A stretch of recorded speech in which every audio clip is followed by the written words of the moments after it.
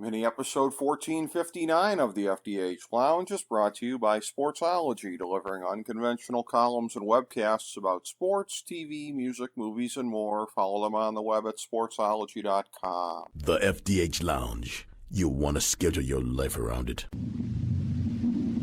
A long time ago, on a gloomy, wet Cleveland spring night, two men stand alone amidst the late-night drizzle. Their voices echo across the vacant station parking lot as they debate the merits of the great American radio show that have been missing for far too long. On that night, an idea was born. That idea became the FDH Lounge.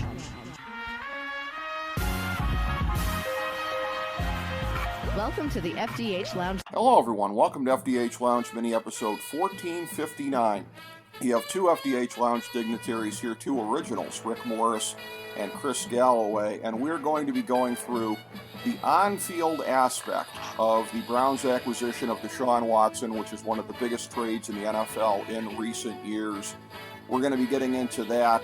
Before we get into the on-field, which is going to be the prism that this discussion is going to be through, I just have to, for lack of a better term, sort of update my terms and conditions here with the audience, because we've always preached with this show, disclose, let people know where you're coming from, and they can factor that in. And any time that we've talked Browns on the show, and Chris and I have had a lot of discussions, and Jason Jones and others who are Browns fans, we've always disclosed that. We've let you kind of, factor that into what you think of what we're saying. And I'm very proud that I think everybody has been very objective in saying what they think is happening, not just what they want to happen or anything like that. But this is the first segment I've ever done where that's not an issue for me because of the way that this all went down this past week. And I am updating my terms and conditions. There's a term in pro wrestling that when a title is held up, it's become fashionable in recent years to pronounce it in abeyance. So I guess that's sort of where I am right now. Having gone through and the whole mental kind of a thing here of what I think of the decision here by the Browns to bring in Deshaun Watson, and it's just a thing where I'm a big believer in life that outside of the areas where I have to do things that may not be fun, like professionally, and some things that we have to do in certain relationships in our life, I don't like to do anything that I don't get any joy out of. And I'm not going to get any joy out of just kind of going along with the program on this from my perspective here because, there's been a lot of questions in the last week and people saying, well, where do you draw the line? I guess I draw the line at something that I would consider to be almost sort of cartoonish. Like, it sounds like something that you would make up, right? Like, what if your team could acquire one of the best quarterbacks in the league, but he had like 22 sexual assault allegations against him? You'd be like, come on, man. Put the bong down. I can't imagine a circumstance like that, but I mean, that actually happened. That played out, and my favorite team acquired that player. And again, I look at the odds here. I always say in the show I'm a student of the odds. And I've learned an awful lot about this subject in the last couple of years from some friends who have been through this. And just looking at things through the eyes of folks who have been survivors of this. And by the way, there's males that are survivors of this as well as females. So this is not even necessarily, one gender in particular. It's one gender that was victimized in this case, allegedly, but really. But, in life on a macro scale, it's men, women, children, whatever that have this happen to them, even if it's predominantly women, I guess. But the reportage is somewhere in the single digits, I guess, on false instances. And this has been, I guess, pretty well documented. This is something I really didn't know until the last 2 years or so. And again, if you round it up to 10% here, if you say there's a 10% chance of Watson being innocent in any of the 22 cases, 22 cases times, 90% presumption of guilt, essentially. Those are not good odds. I mean, this is where they say where there's smoke, there's fire. We may not see the flames, but there's a forest fire worth of smoke in my estimation. And just in looking at this is something that I would not get any joy out of as far as rooting for this team with him in there, not least of which, again, a lot of people, myself included, I sort of backed myself into a corner with my mouth the last couple of years. All the, ragging on Steeler fans for tolerating, as I called him, Ben Raplesberger. And what kind of fans would tolerate that kind of stuff, whatever. Whoops! Yeah, I guess I didn't have the old crystal ball out to know that I would be faced with not the same choice, but actually a worse choice. Because as much as I loathe Ben Roethlisberger, I mean, this was a handful of instances that were reported, as opposed to again 22. So my best friend, he withdrew his. He's a Squealer fan, but he withdrew his support of the team at that time, and how can I do any less from my perspective? So. Basically, I have just decided to put my attention towards my 1A team, the Miami Dolphins. And again, I'm not going to be hate watching them. I'm actually going to be kind of withdrawing from paying attention to them as much as I have, and really kind of trying to get away from some of the nitty gritty kind of discussion, since they're not my team for again the foreseeable number of years. I'm just trying to withdraw from it and not have it even be negativity. There have been times where under a bad coach, a bad system, and we've had many of them here, where I might root for him to lose the rest of the games during the year so we could start over the next year. But this isn't that. There's no starting over the next year. This is as locked into a scenario as any team has been for many, many, many years in the NFL. So it's just something good, bad, or indifferent. We all have to reconcile ourselves to this is the way it's going to be. And I'm at the point in my life where I try to steer around things that are just going to kind of piss me off. So I'm not going to spend any time hate watching it or picking any fights with any of my friends or anything like that. I'm just going to kind of go off my way, do my own thing. It's interesting that from everybody I've heard from thus far, all of the non-Cleveland area FDH Lounge dignitaries have been supportive of this point of view, and it is a minority point of view among the Cleveland area dignitaries. I'm not completely on an island, but I'm in the minority, and I would expect nothing less, essentially. I think that's just the way human nature goes.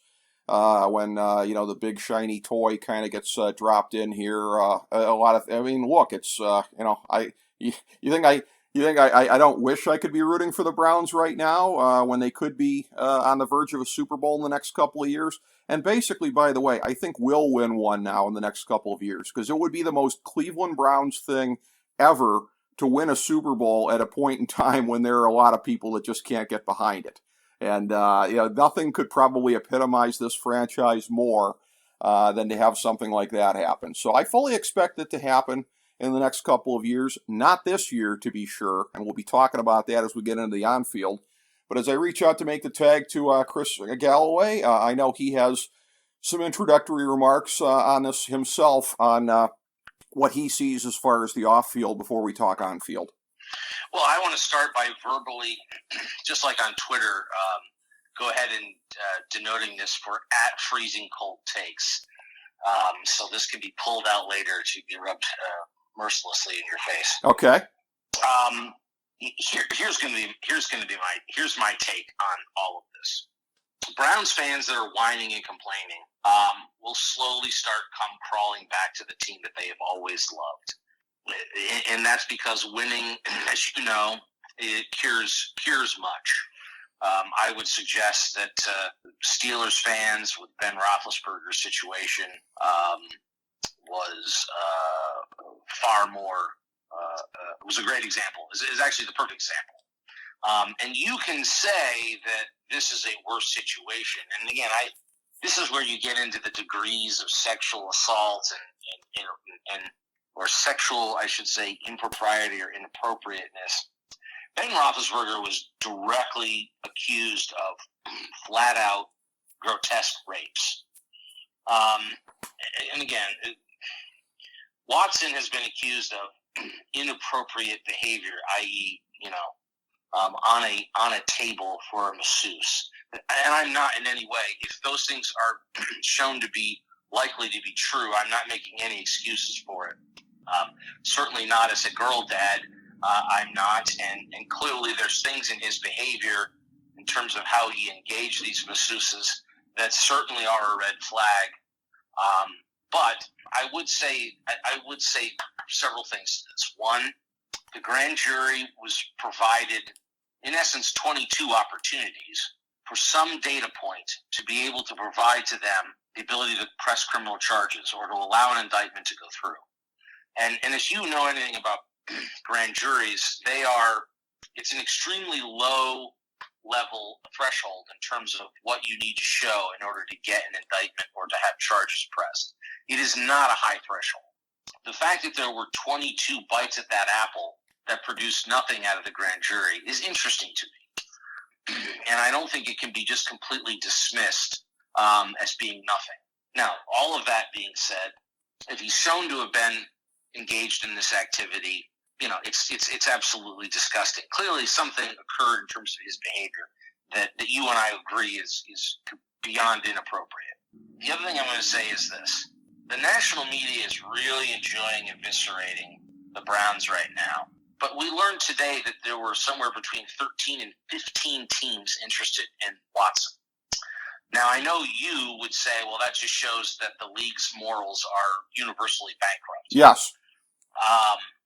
And that may be the case, and probably is the case.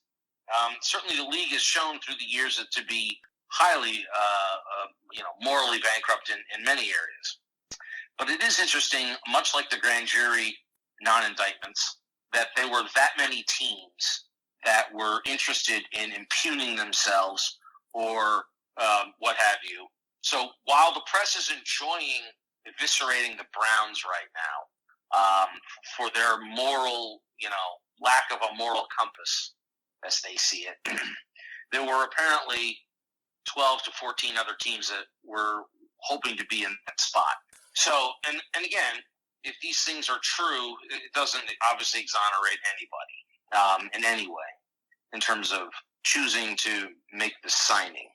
But again, it's another data point that I find interesting, that so much of the league was interested in him with this hanging over his head. What is the NFL going to do? Nobody knows. I suspect these teams have an understanding of what that means, what will be coming. My guess is some of these cases are settled, or maybe not. Watson has said he's not going to sell them. Now, maybe with all the money that he now has, somebody says to him, look, it's not worth it. But to this point, he's been willing to fight the whole way. And I do think it's interesting to read the Jason Lloyd and Albert Breer articles that came out today to understand the process that the Browns went through in making this decision to pursue him and then ultimately to sign him, and some of the background homework that they did. My guess is they're not the only team that did that. You had 5 teams that Watson immediately whittled it down to out of that 13 to 15 that were apparently interested in. And I'm sure those other teams did a similar amount of due diligence. Ultimately, he's probably going to get a, 4 to 6 game suspension is my guess. And that explains probably the backup quarterback signing of Brissett. I don't want to get too much into the morality argument that you've sort of started off on in the sense of this. I go into every NFL season knowing that there are bastards playing for every team. There are really good guys out there. There are the Nick Chubbs and the Mitch Trubisky's and those kinds of guys, and Myles Garrett. And then there are also a bunch of real bastards and scumbags on every roster. And this isn't new. And that's, again, I feel like I'm justifying it, but I'm putting it within the context of what we know in terms of the league and its history, and also what fans will tolerate. That said, ultimately, this was an on-the-field decision, I believe, by the Browns, and one that I am grateful that we have a front office and an ownership group that was willing to do the heavy lifting to make this signing. I believe it makes the Browns a Super Bowl contender. If you don't believe me, look at the fact that once it was done, the Browns went from 40 to 1 odds to 9 to 1 in Vegas. Watson is a top 5 quarterback, and especially at a time when the AFC has now become an absolute murderer's row of an arms race, Browns fans would have been frustrated and angry to waste this roster for the next 5 years with incompetent quarterback play. So I understand the moral dilemma, and I don't discount what you and others are saying or feeling. Fully get it. Fully support your right to walk away or to turn away from the team. But, I would only caution this. I still think there's just more to let this process play out before you make a final decision on where you are on this morality play. And I think that once the civil matters are done and the league's investigation will look at it, then I think I would much prefer to have that conversation with you on all of that. Because again, the grand jury's unwillingness to take an act is an interesting data point to me. So, all of that said, I'm excited to talk to you about what does this mean in terms of football in the NFL. And there were a couple of different things you said there that provide segues into discussing the on-field part of it. I want to go to, this has been sort of a recurring motif joke, more off-air than on-air over a period of time. Myself and FDH Lounge dignitary John Adams and a couple of others here on how we've gotten to where we can profile one another here and what's in our profile and everything like that. So for anyone that's expecting me to be at the victory parade when the Browns win the Super Bowl, and you can vouch for this, Chris, is that right there, I don't know if it's in the first paragraph of my profile, but at worst, the second paragraph is stubbornness. Anybody that thinks I'm climbing down from this and going to show up at the Super Bowl parade and let anybody have the satisfaction of seeing me backpedal, not going to happen. Call it, whatever you want to call it, even if you'd want to call it cutting off your nose to spite your face. But I think you can vouch for that for as far back as we go. I am nothing if not stubborn. I can absolutely vouch for that, which is why I only ask that you leave a slight ajar of the door as it relates to this thing's playing out and what the final outcome is and what other data points we gather on what took place or didn't take place. That's all I'm saying. Okay. Now here's I'm saying, I don't feel like we know everything.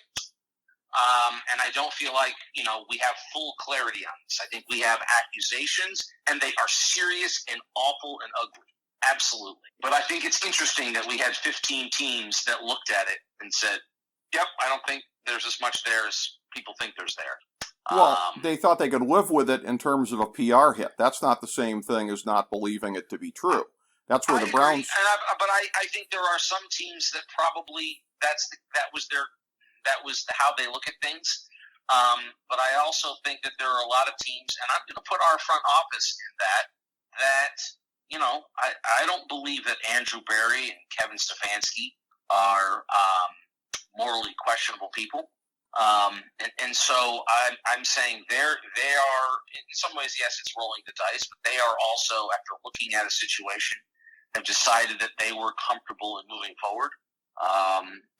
So, again, and certainly the Haslams' willingness to put $250, $250 million of hard, cold cash on the barrelhead, that cannot be taken lightly.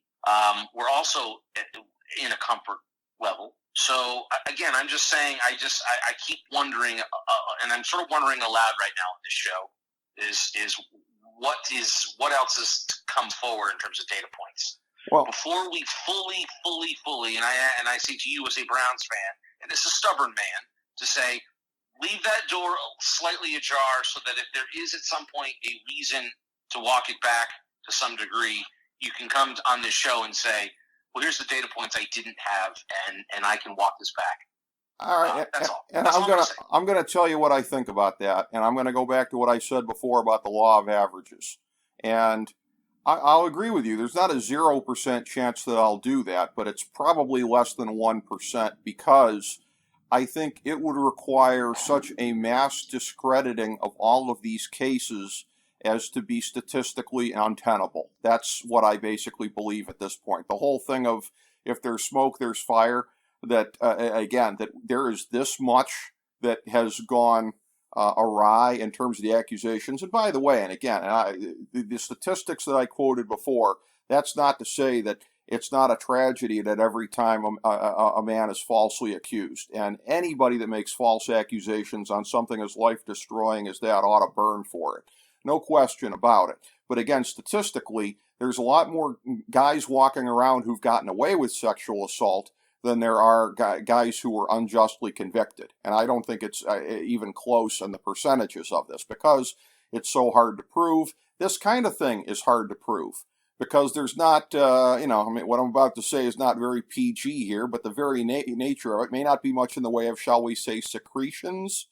if you're getting a forcible reach around or that kind of crap. So this is the type of thing that is very hard to prove in terms of physical evidence. And that's where I look at it and I say, the fact that there weren't any indictments on this at least yet with these cases, it's a thing where I guess I'd be surprised if it were otherwise, because this is not the type of sexual assaults that leads to a lot of physical evidence and everything like that. So. No, and I recognize that, and I think you'll probably note that I was very careful. I'm in no way accusing any of these women of lying. It's possible that some of them are, but some of them may not be. Yeah. I just feel like I don't know, and I know that's sort of like, well, that's a cop out, Chris. Well, it's the whether it's the judicial system, the civil system, obviously has a much lower bar of finding guilt and innocence are the wrong words, but that level of finding by a jury, I think I'm more comfortable before I bury somebody, really anybody, until we know more. That's all I'm saying. I'm in the, and I'm with you. If it comes out and there's evidence and there's an about face, then boy, they have made one hell of a miscalculation, and Deshaun Watson should be out of the league. I mean, I would say that unequivocally. Well, let me ask you here, in terms of the situation here, the Browns and the rest of the league, before we get to the pure on-the-field kind of stuff here, where we're getting to the whole thing of running a franchise and the ramifications of that. Now, I'm sure Houston is happy with the deal because it takes two to tango here. They were able to make a deal. The other 30 teams in the league, not so much, with the wealth of guaranteed money there, what that does for future labor things in this league, precedents that it sets for other quarterbacks, whatever. So doing business with other teams, as well as the league front office, which is not happy with the way that the Browns skirted the whole thing here on potential punishment for this year with the 6 games, with a very low base salary, most of it built into the bonus that cannot be taken from the league if he is suspended. So ramifications like that. I'm looking at this like, if I'm Roger Goodell, and particularly the way that this thing's playing out, it played out a year already, I could see the league, because I'm a very cynical individual, saying, you know what, let's just kind of keep investigating here and whatever, and if there's a suspension to play out, maybe it'll be in the 2023 season where his contract isn't protected in that kind of a way. So what do you see in terms of potential ramifications like that, whether it be deals with other teams that are going to be really pissed at the way the Browns have reset really the entire labor situation here with contracts and expectations and guaranteed money going forward, or a league front office that's not happy about the way that the Browns skirted the whole thing here on the contract. And we all know Roger Goodell loves to get the last word all the time. I'm very consistent in saying that. So what say you about some of these ramifications with other teams and the league? Yeah, I think, first of all, if you're the Browns and your team Watson, that was a very clever way to go about it. They didn't invent it. The Patriots did this with Tom Brady's contract with Deflategate. So when he missed games, he lost almost no money because of the way they did his contract. They did the same thing. This is where the Browns and Team Watson learned to do that. And you had what you had. My understanding too is doesn't the commissioner, regardless of games missed, being suspended for games, doesn't the commissioner doesn't the commissioner have other powers to be able to just levy a fine? Yeah, that's true. On top of it? Right. So, he could just say, well, that's fine. We're going to suspend him 6 games, and that's $300,000, but I'm tacking on a $10 million fine. He could do it. Yeah. And maybe that's what will happen. Or maybe, and you're cynical, I'm cynical. Part of me wonders if these teams that were pursuing him so hard didn't already have a feel and an understanding from the league office of what they were looking at in terms of potential suspension. Yeah. These organizations talk, and the idea that somehow the Browns are just, and these other teams are just, finger in the wind, wondering what's going to happen. No idea. Well, I don't know that I'd buy that. My guess is there's some understanding of if it doesn't involve criminal charges, there's a different threshold. Depending on what happens with the civil matters, We have track records that have already been in place in terms of players and civil matter suits and what that equates to. So my guess is they've got a pretty good idea on what the team is looking at. When you talk about what they did on this contract, I mean, first of all, my first thought was, Rick, man, you want to talk about sticking it to your rivals in the Baltimore Ravens. Sure. Yeah. You telling me Lamar Jackson has not now just gone, Mr. No Agent, has now said, I want 250 guaranteed? Right.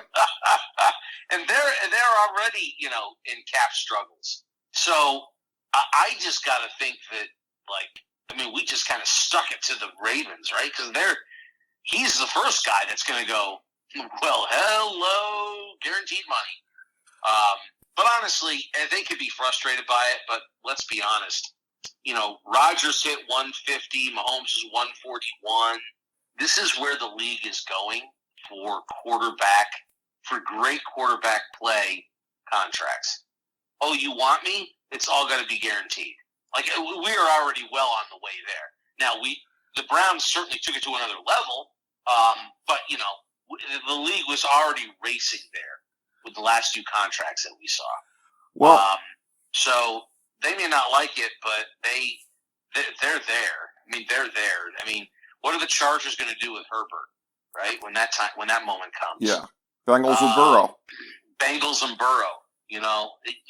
This is where we were going. The Browns just got there a little bit quicker. All right, another question for you here is, and this was something that was posed to me, and the irony in all of this is, again, on air, off air, whatever. I agitated furiously in 2017, knowing what we knew of Deshaun Watson at the time and none of this personal stuff. Agitated furiously and endlessly for the Browns to take him in the draft. And, of course, the fact that they passed on him there and then had to give up a king's ransom 5 years later, keep in mind, even without the allegations and everything like that, that's still the most Browns thing ever, to give up your left nut for somebody that you could have had with a regular draft pick 5 years ago. But anyways, we are where we are now. And the question was posed to me last week by FDH Lounge dignitary Bob Glassman of, if it wasn't for the personal, allegations and everything like that and the things that have turned you off to this, how would you be looking at this? Would you be happy as a Browns fan right now? And my answer to him was, if it was just that alone, I would be happy, not delirious. And here's what I mean by that. That it is because, again, we always talk about the macro level landscape of these things. It's at one position, and then it's the ramifications across the roster. I mean, this is a ginormous upgrade at quarterback. No question about it. All the Baker bros out there are like, how do we know he's even better? Shut up with that crap, okay? Deshaun Watson is way better than Baker Mayfield, and that is really not even close, to be honest with you here. That said, 3 number 1 picks. First time that's happened since the Herschel Walker trade. You as a Cowboy fan know this, Chris. We don't think of this as the Cowboy trade, the Herschel Walker trade in terms of Minnesota getting one of the best running backs of his era. We think of it of the Cowboys getting enough of a king's ransom to help build a Super Bowl team, one that would win 3 Super Bowls a couple of years later. So the fact that it's the Herschel Walker trade that is being invoked here, the Vikings were not the winners of that trade. So just looking at the law of averages, this is not going to be a thing depth-wise that's going to help, particularly when the cap things are starting to kick in the next couple of years, choices to be made on who's going to be here, not going to be here. So if it was just a thing, if we threw all of the personal stuff out of this, how would I be looking at this were I still an active fan of the team? As I say, it would be happy to pretty darn happy, but not delirious because of all the other implications involved. As somebody still a fan, what say you? Well, I disagree with that.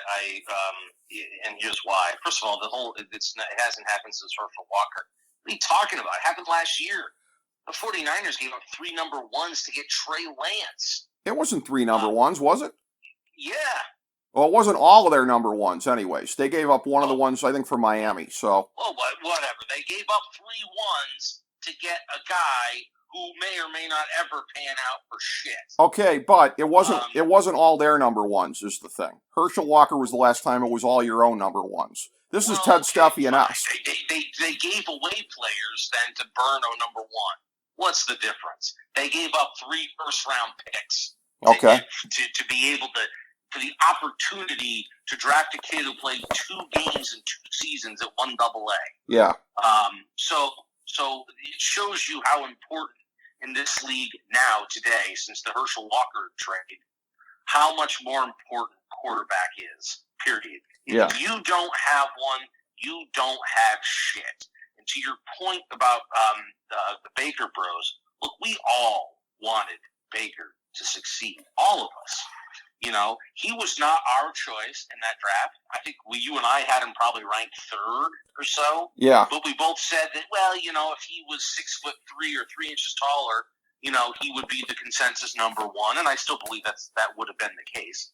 But, you know, we all wanted him to succeed. And he gave us a lot of great moments. You know, that Thursday night game, the win over the Jets, the opening of the fridges after the losing streak.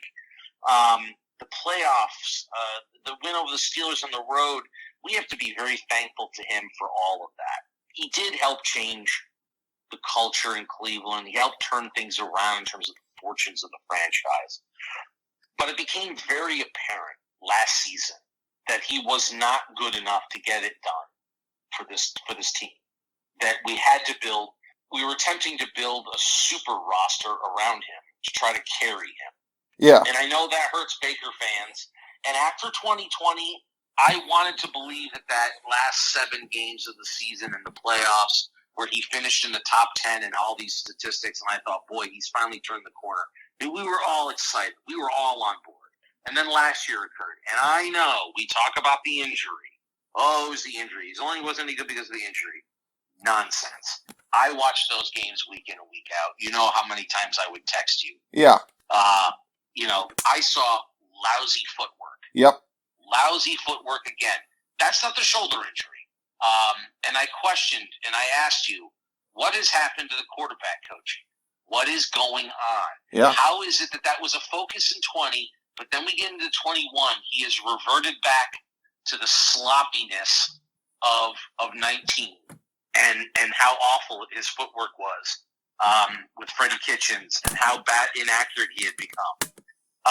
So I saw that. Then last year I watched him just make bad reads. Again, that's not your shoulder.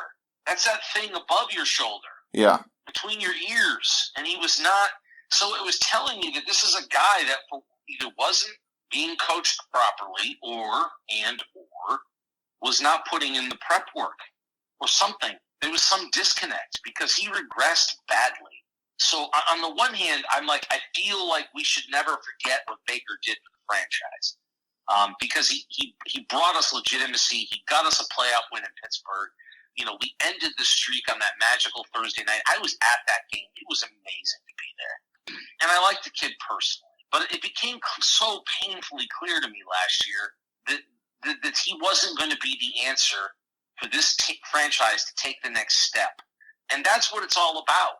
If you're going to compete in a hyper-competitive AFC, just having, you know, the 20th or 22nd best, or last year even 28th best quarterback in the league, that isn't going to get it done.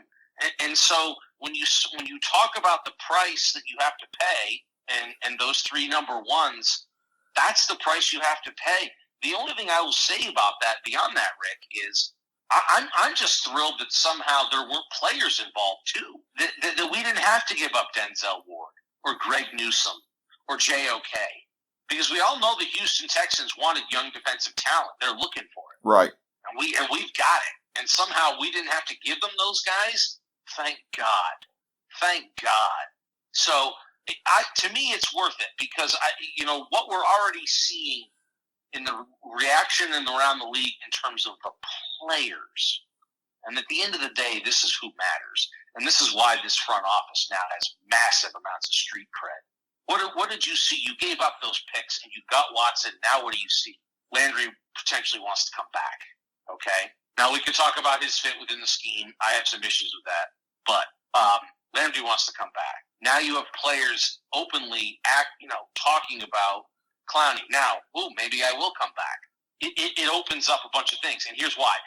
Players want to play with Watson, and it became very obvious in their support of OBJ after the trade, or after he was released and then he signed with the Rams, that they didn't want to play with Baker. And so for Baker fans, I have to say, I'm sorry, but this is the reality. The players are telling you that while this saga was going on, there were no Browns players running to Twitter and social media to back up Baker, other than Andy Janovich, who, upon being released, was like, "Yeah, Baker's tough as nails." That was all he said. No players were like, "That's my guy. Ride or die with 6. I don't want anybody but 6." You weren't hearing it. You weren't seeing it. Nothing. Again, speaks volumes because players know real. And so suddenly you had to pay a price to get, you're right, a guy that, maybe we should have drafted. Well, okay, we wouldn't have Myles Garrett. So, should we have drafted him? Oh, sure, in retrospect, yeah. But the reality is you want to get him now, you're going to have to pay for it. And the fact that we had a front office that believes in their scouting ability in second, third, fourth round to take advantage of those things. I mean, this year the Browns still have 5 picks in the top 118 picks. Still 5. They're going to get players there because this front office has shown that they're pretty good at it. And now they have street cred. Cleveland is now a place where players are going to want to play, free agents, and you're already seeing it. And then lastly, you're now competing in the monstrous AFC with a top 5 quarterback. Browns fans and this roster legitimately can believe that they can win a Super Bowl now. And I think that is the case over the course of the next several years. Again, I guess in looking at it, I probably have more thoughts of losing those number ones at a point in time when the cap issues are starting to come into play here a little bit here. So I look at that maybe slightly differently than you do as far as how that may impinge in the years to come. Let's look at the short term here in the AFC. Well, I will just say this about the cap before you jump. Yeah. The cap, and part of the reason on the guaranteed money, and also why I'm not as worried about that, is first of all, this front office has shown itself to be so adept at managing the cap. Right now, as of today, who has the second most cap space? I believe it's the Browns. It's the Browns. Despite everything that's happened in the last week, all the signings, everything. Yes, we had to let some guys go. But we already knew that guys like Landry and Treader were gone based on their contracts. We all knew that. I mean, smart fans knew that. Yeah. So we're sitting in second place in terms of cap space. $36 million in cap space still right now. And we also know in 2024 the cap is going to blow up. That is true. Yes. The cap could be at $300 million. Yes, because that's when the TV money kicks in. That's right. And not only that, the gambling money. Right. That's the other one. The TV money kicks in, and then the gambling money, when that's all fully flushed out, just like in the NBA, that cap could at some point, go to 400, 500 million. So they know that. They're projecting that out. And again, they also believe in their ability to sign players at the proper value as well as draft well in those later rounds. So anyway, I digress. Go ahead. Keep rolling. All right. So let's look here at the shorter term on this as far as the landscape of the AFC this year. And I think you and I would both agree. Although I said before cynically, I think if Goodell has a way to kick this down the road a year and suspend Watson for 6 games in 2023, he will. Because he wants to set the precedent here. Nobody's going to get over on the league with these kind of machinations. So I think that's a good possibility. But again, student of the law of odds, law of averages, I think it's most likely there's a 6-game suspension this year. So, and you've alluded to that as well, 4 to 6 games, whatever. So you look at the landscape here, and it is very quarterback determinative. You look at the AFC West. And with some of the moves they're making, again, I'm not a Josh McDaniels guy, but if I wasn't, I might even be tempted to put the Raiders in the mix here with some of the moves that they've been making here. But I'm going to leave them out of it for right now and say I think Chiefs, Chargers, Broncos in the playoffs.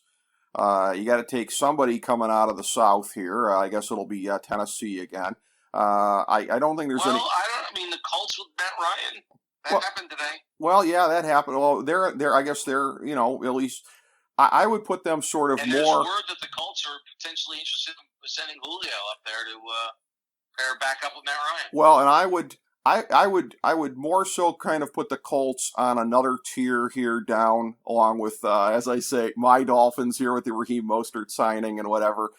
Dolphins, Patriots, Colts, I think probably at a level below some of the other teams we're talking about here. Bills as the solid favorites in the AFC East, and then you get to the North here, and you've got the Bengals in the mix, already established with Burrow. They're going to be a much better team probably on the field than they were this past year when they made it to the Super Bowl despite a back seven that was questionable at best a lot of the time here. You and I, again, you've been a little bit willing to go further on this, and I respect this on the whole thing of Lamar Jackson and how much of a fraud he may be. I'm a little bit more cautious on making a pronouncement like that, and I think Baltimore did have some injury and luck issues last year that may not repeat themselves this year, i.e., bottom line, I expect Baltimore to be tougher. So I say all that to say this. I'm looking at a landscape here where I think it could come down to Baltimore and the Browns for the last playoff spot. And I'm looking at it like that 4 to 6 games with Brissett.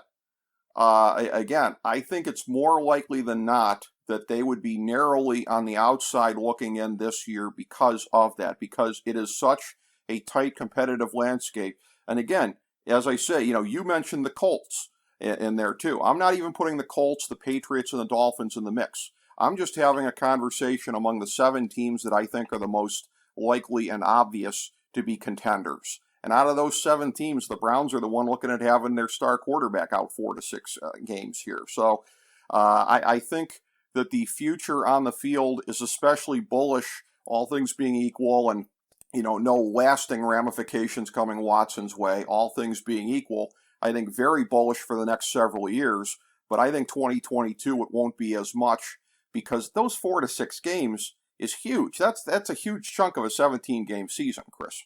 Yeah, here's what I'm going to tell you about the AFC, and I've alluded to it earlier in my comments. It is a murderer's row. There are 8 teams in the AFC that you can legitimately make an argument can win a Super Bowl. There are probably 12 to 13 teams in the AFC that legitimately believe they can make the playoffs out of 16. It is that I've never seen a conference in any professional sports league, other than maybe that period with the West, which is so dominant in the NBA right for a decade, where you have one conference so lopsided in terms of talent and super, and teams that you could say, yeah, they can win it. They can win it all. And you look at what's happening in this offseason with the Chargers brought in. You mentioned Devontae Adams. Waller comes back healthy. The Raiders are for real, man. Right.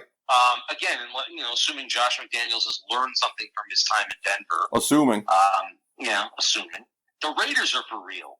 Russell Wilson makes the Broncos instantly a contender. Juju Smith-Schuster goes to Kansas City. I mean, are we kidding? It is insane. And again, I agree with you. I think the Ravens are tougher because I think they were bad luck injuries. They lost 3 games on the last play because they kept trying to win one. Right. They kind of hosed themselves there potentially.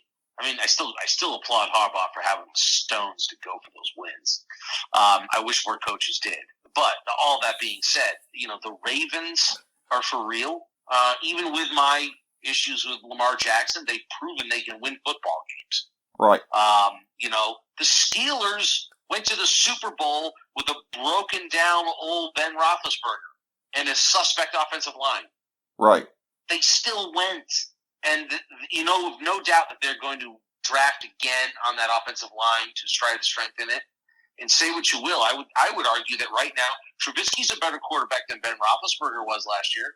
He's an upgrade. Say what you will. Low bar, but yes. Well, okay, but he's still an upgrade. And they made the playoffs with garbage at quarterback. That was a fluke, though. Big fluke. They made the playoffs. You know it. I understand. A lot of that was because the Browns shot themselves in the head, foot, thigh. Handed it to them. But they did. Nonetheless, they swept the Browns. And to your point, though, let's start with the NFC North, or the AFC North.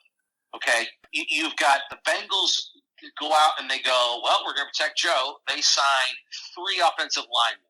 They'll also address it in the draft for depth. they have solidified that offensive line, their biggest weakness. The reason they lost that Super Bowl. Right. Now, that being said, I still feel like that defense was kind of a fraud last year, and I don't know that they can repeat that sort of role. We'll see what they do in the draft and the remaining portions of free agency. They really ought to be focused on strengthening that defense, but neither here nor there. Bengals are good because they have Joe Burrow, again, because it's a quarterback league. And so the Browns, to your point, I mean, yeah, you can say that 4 to 6 games is going to matter. Brissett has started, 36, 37 games in this league? Something like that. He's an experienced pro. He'll be able to, if it's 6 games, I believe Brissett can get this team to 3-3, okay? And then you have the ability, you're still in it, and you have the ability to then still compete to the end. My guess is the Browns would still make the playoffs. But to your point, let's just say they ran it back with Baker. With all the arms race going on in the AFC that we've outlined, what chance would the Browns have with Baker back as quarterback this year? Really? I mean, would they be struggling to make the playoffs? And maybe if they sneak in as the 7th seed, again, it just, I think we can all now look and realize, like, that's what we would be looking at. And so I wouldn't have felt good about that at all. So, yeah, the fact that the front office and the ownership recognize that the AFC is brutal and we have no chance unless we have a top 10 quarterback. And we got a top 5 quarterback on the field.